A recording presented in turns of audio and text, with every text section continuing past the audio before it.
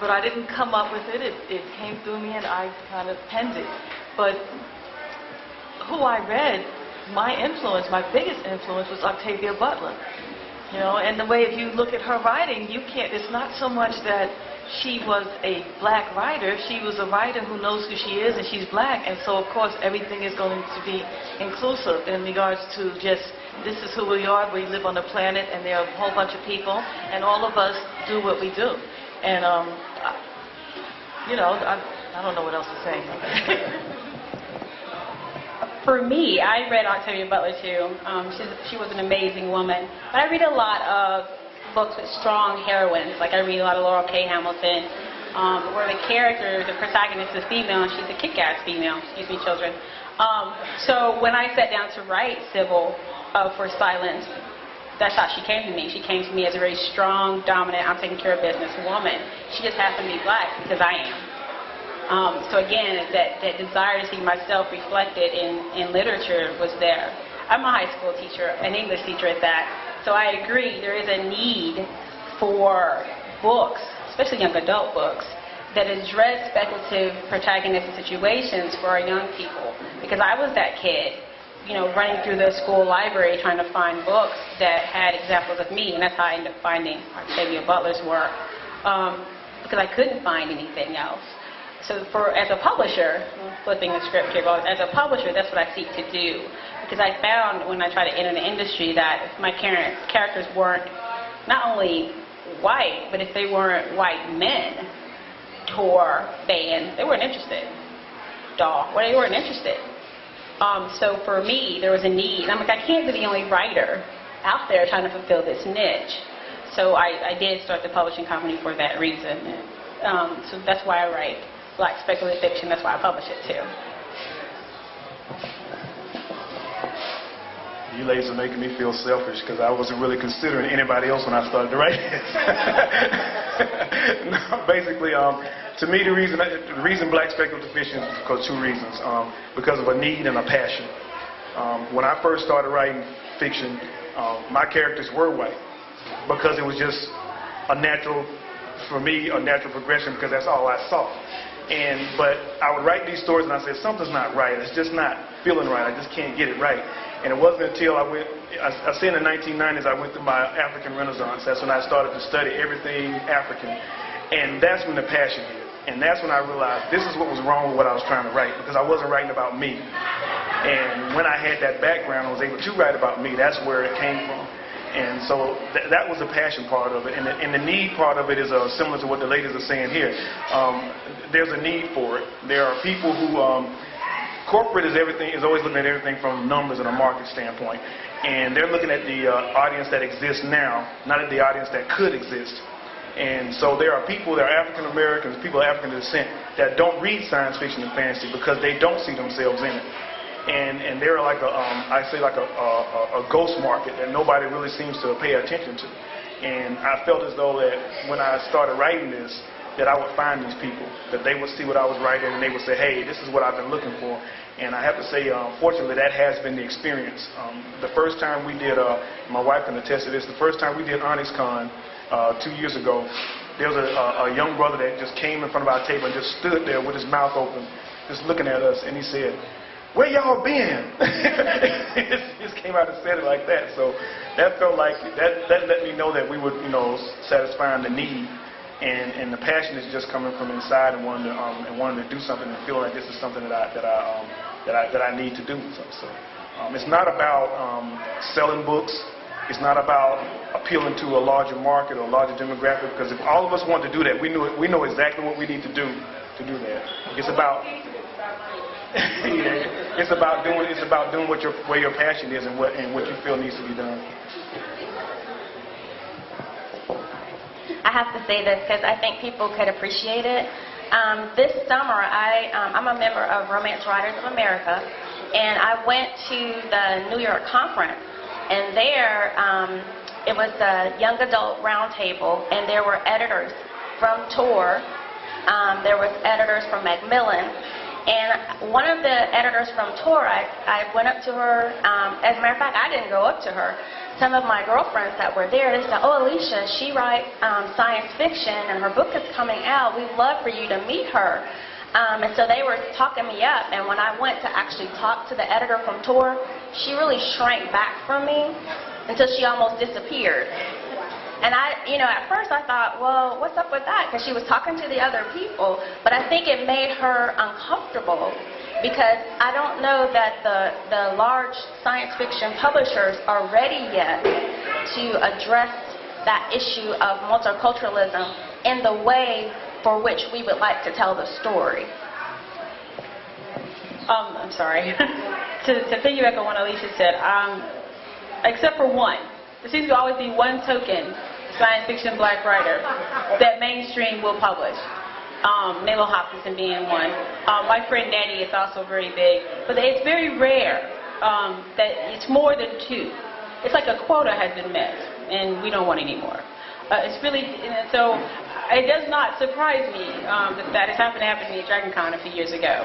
It was great and fantastic until I actually sat down. I showed up with the manuscript, and there was some, thanks, we'll call you, type of stuff. So it's frustrating, but again, I don't think we don't do this for money. We do this because what Milton said, it's a passion. And you do well. We all like to get paid, notwithstanding, but I think the passion drives a lot of it. Passion drives a whole lot of what we do. Excellent. So you all suffer the literary grabbing of the purse, the clutching of the purse when we get near. So, and I understand, fully understand. Now, and I was trying to do some research earlier, and maybe you all can answer this.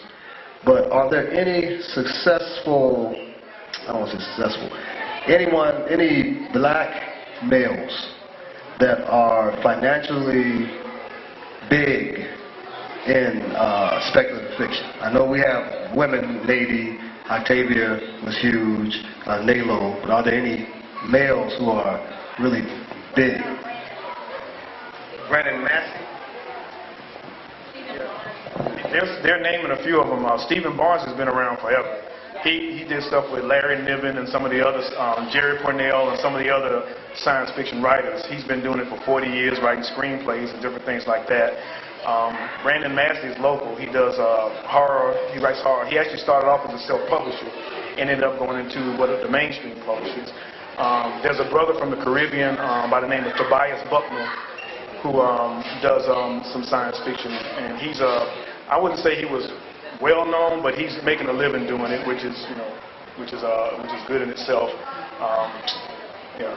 Samuel Delaney, he goes way back. He's the 1960s. I think he was the first black writer to win a Hugo Award, and he tells a very interesting story about how he was treated the day that he won that award. If I got a little time out, at the time there was an author by the name of I think it was as a matter of fact they have an award named after now, J.C. Campbell. You get an award for if you're the best fantasy writer. And Campbell basically controlled the sci-fi fantasy market. His magazine was the most popular magazine. He told people basically, this is what I want in my magazine. A lot of people don't know that Isaac Asimov's Robot series was actually supposed to be about black people. But Campbell said no. Campbell didn't want anything that made white men look bad, and he would edit it that way. So when Delaney came along, he wasn't really happy about Delaney. And before Delaney got up to get his award, Campbell got up and made a speech about how the standards of science fiction had dropped, and that the people that were receiving awards now, they were just letting anybody in, and he was basically referring to Delaney in an offhanded way. But Delaney handled it, very well. And later, Campbell finally read Delaney's book and became one of his biggest fans. So he was basically judging the guy before even knowing what he could do. So there are black men in science fiction. Now recently I haven't seen too many new ones other than Tobias Buckner.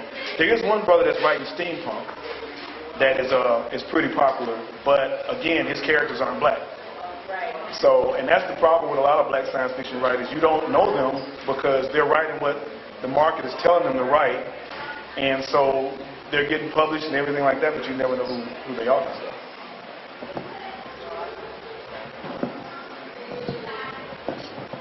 Next question.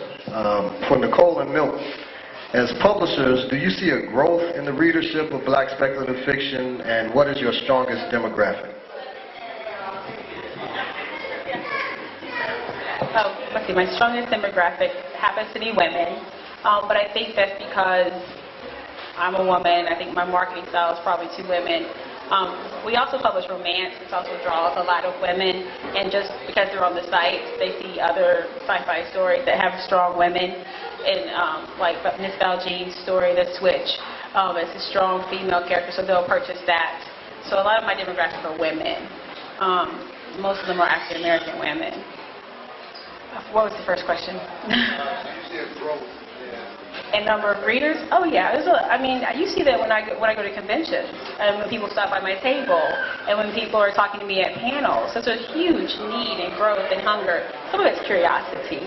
But I remember I was at a Borders at a signing, and a girl stopped and she stood at the table, like your young man did, and was like, "Oh my God, did you write that?"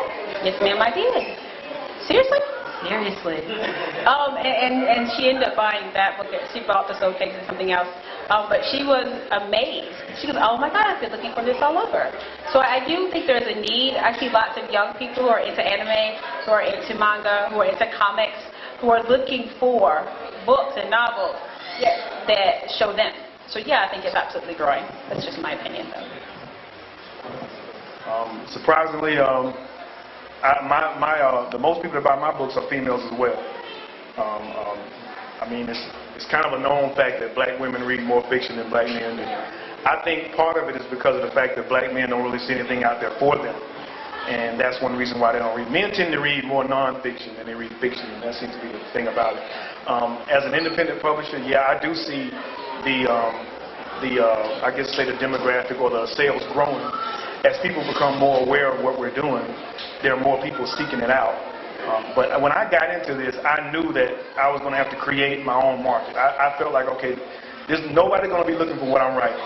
So I'm going to have to get out in front of people and show it to them and eventually build a market over a period of time. So I wasn't looking at this being a 5 or 10-year thing. I'm thinking that maybe 20 years down the road, when my kids are running a business and I'm rolling my respirator around, that they will finally reap the benefits of what I'm trying to do here. So, because that's the way I look at it. I mean, it's something new. It's not new, but I think it's new from a standpoint of getting broader attention. And that main reason is because of the fact of the technology and how it's changed today, and also allowing us to get around the gatekeepers and get directly to the readers. And I think that's going to be the real reason why it grows.